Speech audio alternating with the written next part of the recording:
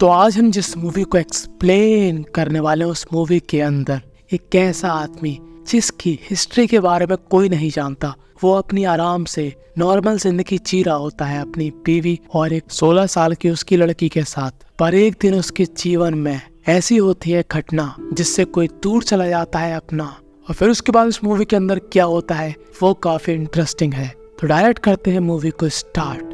तो movie start होती है जहाँ पर एक बड़े से घर के सामने एक बाप और एक बेटी बेसबॉल की प्रैक्टिस कर रहे होते हैं, क्योंकि इस लड़की जिसका नाम है कैट, उसका स्कूल में एक बेसबॉल मैच है और वो एक बेसबॉल प्लेयर बनना चाहती है और उसके पिताजी उसको काफी सपोर्ट करते हैं। यानी कि सीधे शब्दों में बोला जाए तो कैट अपने पापा की परी होती है और कैट के पापा का नाम होता है विलियम।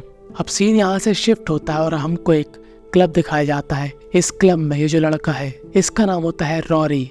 रॉरी है इस क्लब के मालिक का बेटा जो कि अपने पापा के धंधे में उनका साथ देता, और रॉरी की पर्सनालिटी सेम मुन्ना भैया की जैसी है, यानी कि रॉरी एकदम चटका हुआ आदमी है। और रॉनी के पिताजी कालीन भैया, मेरा मतलब रॉरी के पिता का नाम होता है टॉनी, जो कि रॉरी से 2 कदम आगे होता है, क्योंकि बाप ही होता है। तभी लोग बस क्लब नहीं चलाते, ये यहाँ पर काफी 2 नंबर के काम भी करते हैं। टॉनी का एक और बेटा होता और टॉनी आज चाहता है कि उसका बेटा एक काफी बड़ा काम करे, और वो काम क्या है, किसी को भी चाहकर ऐसी रैंडम ही निपटा देना, ताकि हमको मालूम चले कि हाँ ये हमारा ही बेटा है। और हमको फिर से दिखाया जाता है विलियम, जो कि अपनी बेटी को यहाँ पर खेलते हुए देख रहा था, और उसकी बेटी काफी अच्छा बेसबॉल खेलती है। और कार के अंदर इन दोनों की बात होती है, जहाँ पर कैट कहती है कि पापा मुझे ना बेसबॉल प्लेयर बनना है, पर पापा कहते हैं कि बेटा खेलना अच्छी चीज है, पर तुम्हें लॉयर की पढ़ाई करना चाहिए, क्योंकि तुम्हारी माँ भी यही चाहती है। तो देखो, अब कैट होती है पापा की परी, तो पापा की खुशी वहीं पर है जहाँ पर कैट की खुशी है, पर कैट की माताजी बिल्कुल नहीं सुनने वाली। फिलहाल ये लोग यहाँ पर गाड़ी रोकते हैं और विलियम चला जाता है अंदर बर्गर वगैरह लेने, और कैट यहाँ पर कार के अंदर अकेली होती है कि तभी यहाँ पर बड़ी बड़ी 2 गाड़ियाँ आती हैं, और ये गाड़ियाँ थी डॉनी के बेटे रॉरी की।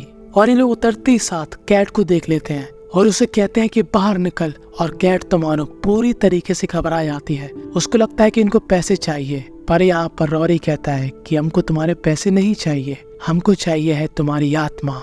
और जैसा कि मैंने आपसे कहा था कि ये भाई साहब डिट्टो मुन्ना भैया की तरह लगता अपनी बातों और हरकतों से, और वो अपने भाई को बुलाता जिसका नाम होता है डैनी। और यहाँ पर डैनी कैट को बेमतलब भगवान के पास पहुँचा देता, क्योंकि उनको ऐसा लगता है कि ऐसा करने पर, एक निर्दोष को ऊपर पहुंचाने पर ये एक असली मर्द बन जाएंगे। और ऐसे ही लोगों को हम लोग सी कहकर संबोधित करते हैं। अब गोली की आवाज सुनकर यहाँ पर विलियम घबरा जाता है और एकदम बाहर जाता, और यहाँ से अब ये लोग भागने लगते हैं। पर यहाँ पर डैनी छूट जाता है, पर उसकी कन उसका भाई रख लेता।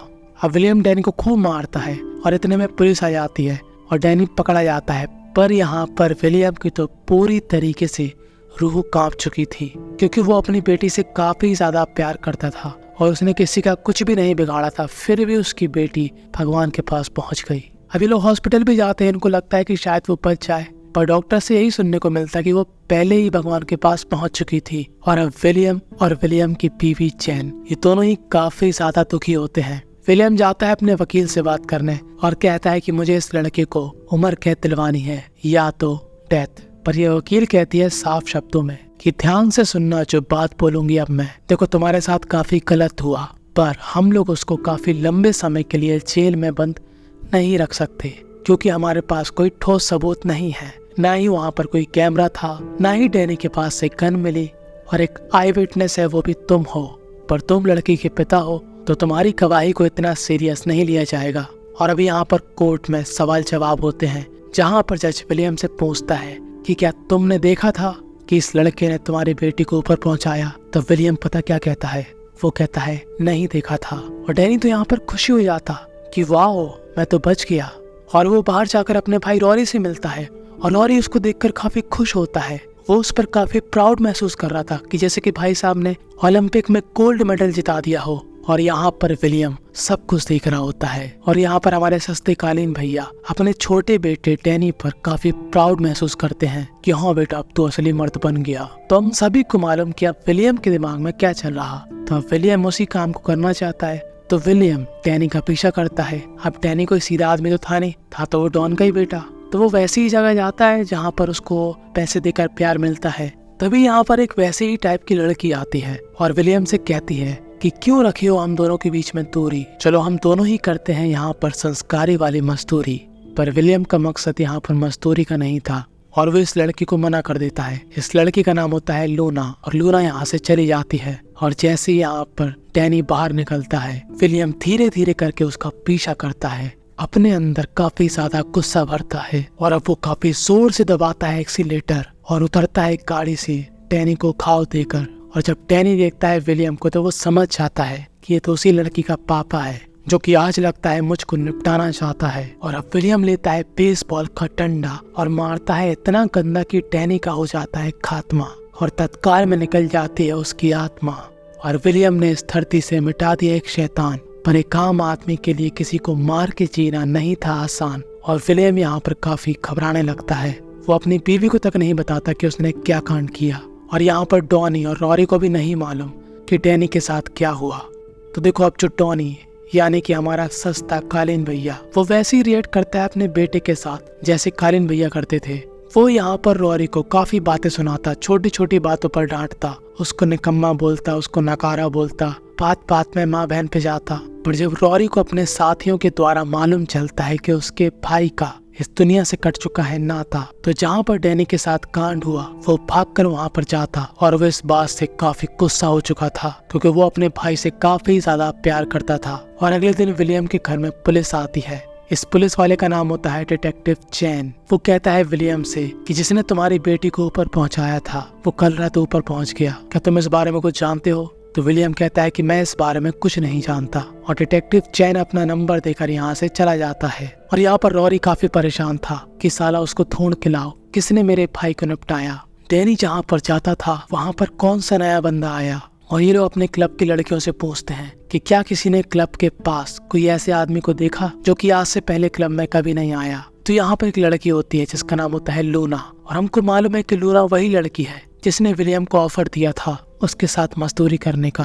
वो कहती है कि हाँ, मैंने एक आदमी को देखा था जो कि हम लोगों जैसा नहीं लग रहा था, वो काफी डिसेंट सा बंदा लग रहा था। और बस रॉरी समझ जाता है कि ये किसके बारे में बात कर रही। रॉरी लूना को यहाँ पर विलियम की फोटो दिखाता है और लूना बोलती है हाँ ये वही बंदा है। और अगले दिन रॉरी विलियम पर हमला कर देता है। रॉरी एकदम अलग टाइप का बंदा होता है, चटका हुआ सा। वो खुलेआम यहाँ पर ठाई ठाई कर रहा होता है, पर विलियम यहाँ पर बच के निकल जाता है और विलियम पूरी बात डिटेक्टिव चैन को बताता है। डिटेक्टिव चैन कहता है देखो तुम छुपा लो, पर मुझको मालूम है कि तुम ही ने डैनी को ऊपर पहुंचाया और मैं कल आकर तुमसे और सवाल जवाब पूछूंगा। फिलहाल मैं तुम्हारे लिए अपने 2 पुलिस वाले यहाँ पर छोड़ जाऊंगा, तुम्हें और तुम्हारी बीवी की सिक्योरिटी के लिए।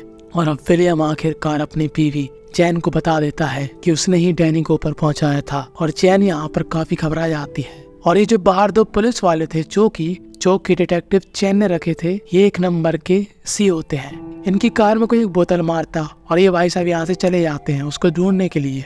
और यहाँ पर घर में बहुत ही आसानी से रॉरी और उसके पिताजी प्रवेश कर जाते हैं। और विलियम क्या बेवकूफ आदमी है, यहाँ पर घर का दरवाजा लॉक भी नहीं किया। और अब क्या होना था, बाप और बेटे गुस्सा में तो थे।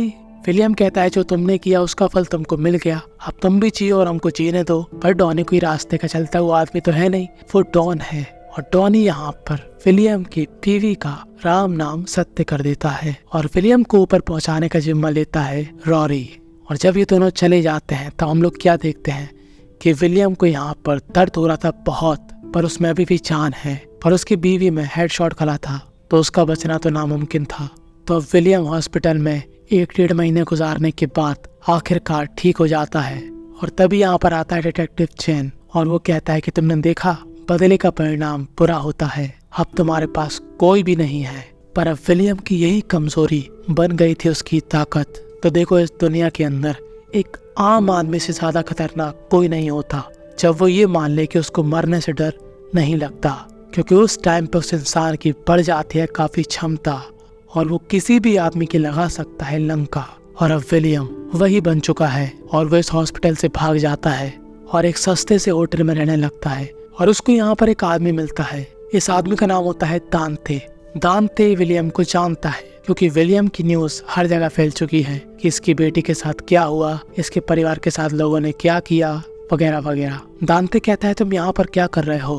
तुमको पुलिस ढूंढ रही है। दांते कहता है अगर तुम्हें कोई भी हेल्प चाहिए तो मैं तुम्हारी मदद कर सकता हूँ। तो विलियम कहता है कि मुझको पिस्टल, कार 98, P90 जैसी गन चाहिए। और भाई साहब ये दांते अलग ही पहुंचा हुआ आदमी होता है। ये विलियम को पूरी दुकान दिखा देता और विलियम उसको मुंह मांगे पैसे देता। अब देखो विलियम को मालूम था कि जिससे वो भिड़ने जा रहा वो कोई छोटा मोटा आदमी नहीं है। तो विलियम यहाँ पर करता है प्रैक्टिस गन चलाने की, पंचिंग की, और अपने आप को काफी मजबूत बनाता है।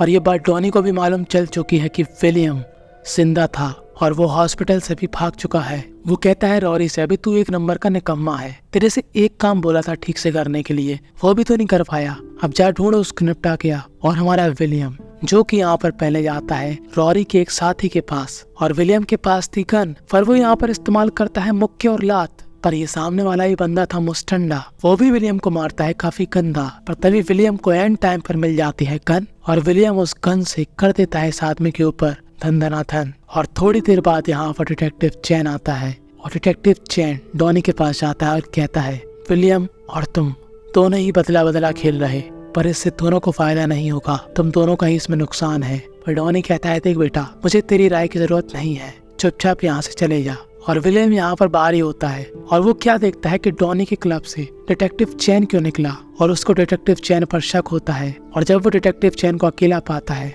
तब वो उस पर काफी भड़क जाता है। पर डिटेक्टिव चैन कहता है कि मैं उनसे नहीं मिला, मैं चाहता हूँ कि तुम दोनों ये सब बंद कर दो, क्योंकि दोनों का ही फायदा नहीं होगा। विलियम कहता है कि मुझको जो नुकसान होना था वो हो चुका है, तो जैसे मैं उन सभी को निपटा दूंगा मैं खुद ही तुम्हारे पास आ जाऊंगा सरेंडर करने, पर तब तक तुम मुझको डिस्टर्ब नहीं करना और शांति से रहना अपने घर में। और अपने एक साथी के निपटने के बाद रॉरी अब विलियम को ढूंढने के लिए बाहर निकल जाता है। पर तभी यहाँ पर विलियम को इस क्लब में घुसने का मौका मिल जाता है, क्योंकि अब रॉरी और उसकी टीम तो बाहर चली गई, तो अंदर कौन होगा, कालीन भैया उर्फ डॉनी। और विलियम यहाँ पर पियक्कड़ की एक्टिंग करके अंदर घुस जाता है और डॉनी के सामने एकदम से प्रकट हो जाता है और डॉनी की तो मानो हवा निकल जाती। पर डॉनी यहाँ पर रिएक्ट करता है स्टड बंदी की तरह, उसको मालूम है कि अब ये आगे आए तो मार के ही जाएगा। वो कहता है जल्दी से मारो, टाइम पास मत करो। और विलियम यहाँ पर हमारे सस्ते कालीन भैया को निपटा देता है और डॉनी के ही फोन से फोन लगाता है रॉरी को और कहता है कि बेटा मैंने तुम्हारे पिताजी को तुम्हारे भाई के पास पहुंचा दिया नर्क में। और रॉरी काफी गुस्से में वापस आता है और वो अपने पापा को मरे हुई अवस्था में देखकर ज्यादा रिएक्ट नहीं करता। वो कहता है कि मेरा बाप बूढ़ा हो चुका था और आज नहीं तो कल तो उसको निपटना ही था, और इनको घंटा कुछ नहीं आता था, बस मुझे फालतू में गरियाते रहते थे। और तभी इनको मालूम चलता है कि विलियम अभी भी इस क्लब में ही है। विलियम एक नंबर का बेवकूफ इंसान था, अब इस क्लब में इतने सारे लोग हैं तो तू अकेले सबको निपटा नहीं पाएगा। और होता भी कुछ ऐसे ही है, विलियम को यहाँ से भागना पड़ता है। और जब घायल अवस्था में विलियम अपने होटल आता है तब उसको यहाँ पर दो लोग देखते हैं, पहला तो दांते और दूसरी थी लोना। भाई इस मूवी की ऐसी लड़की है जिसने विलियम की असल मायने में लंका लगाई, और ये रॉरी को बता देती है कि विलियम कहाँ पर है। अब दांते यहाँ पर जाता है विलियम के पास और इतने में यहाँ पर आ जाता है रॉरी और वो यहाँ पर खुलेआम चिल्लाने लगता है। उसको बिल्कुल भी डर नहीं लग रहा कि विलियम उसको निपटाना दे, कहीं से फायरिंग ना हो जाए, ये अपने ही जोन में रहता है। और जब विलियम और दांते को मालूम चल जाता है कि वो लोग इनसे नहीं बच पाएंगे तो वो लोग यहाँ से गाड़ी लेकर भाग जाते हैं और रॉरी और उसके चमचे इनका पीछा करते हैं। तो अब दांते यहाँ पर लगाता है अपने एक दोस्त को फोन, जो था साक्षात माइक टाइसन। वो कहता है कि मुझे तुम्हारी हेल्प चाहिए। दरअसल माइक टाइसन का होता है यहाँ पर एक गैराज और माइक टाइसन कहता है हाँ तू मेरे पास आ जा। और माइक टाइसन और उसकी टीम रॉरी को भगा देती है यहाँ से। और इससे पहले विलियम माइक टाइसन को अपनी कहानी बता पाता, इस गैराज का दरवाजा तोड़कर रॉरी अंदर आ जाता। अब ये लोग यहाँ पर सिर्फ 3 लोग थे, पर भाई साहब ये लोग इन सभी की नाक में दम कर देते। और माइक टाइसन यहाँ पर एक बंदे को पकड़ लेता है और करता है काफी स्टाइल में बात। पर तभी ये झटका हुआ रॉरी माइक टाइसन को पहुंचा देता है भगवान के पास और यहाँ पर काफी भयंकर फायरिंग होती है। दांते भी घायल हो जाता और माइक टाइसन के सभी साथी का छूट जाता है इस दुनिया से नाता। पर जैसा कि हमको मालूम है कि विलन डायलॉग बोल के टाइम बर्बाद करते, तो वैसे ही काम रॉरी करता है और यहाँ पर मिल जाता है विलियम को मौका। और विलियम ने यहाँ पर रॉरी को ऐसा पेचकस कोपा कि रॉरी की बॉडी की लाल चटनी धीरे धीरे करके बाहर आने लगी और धीरे ही धीरे करके रॉरी की जान जाने लगी। पर तभी यहाँ पर आ जाती है पुलिस और दांते जो कि घायल अवस्था में था वो यहाँ से भाग जाता है। और विलियम ने जैसा वादा किया था वो अपना बदला लेने के बाद खुद ही सरेंडर कर देगा, तो वो यहाँ पर डिटेक्टिव चैन के सामने सरेंडर कर देता है। और बस यहीं पर ये मूवी थी एंड हो जाती है। तो इस मूवी ने हमको यही सिखाया कि जिसने भी एक आम आदमी को सताया तो उस आम आदमी ने उन सभी लोगों का नामो निशान मिटाया।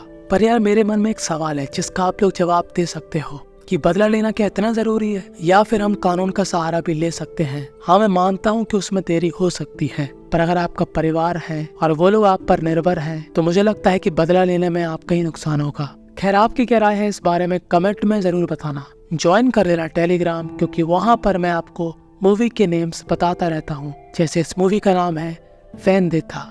कमेंट जरूर करना क्योंकि मैं हर किसी को रिप्लाई देता।